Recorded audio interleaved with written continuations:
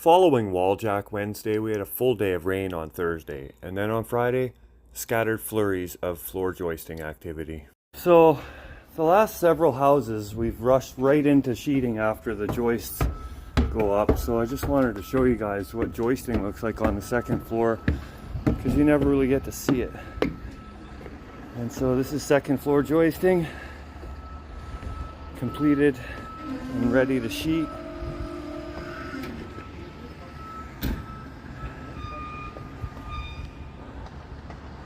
And it looks like this.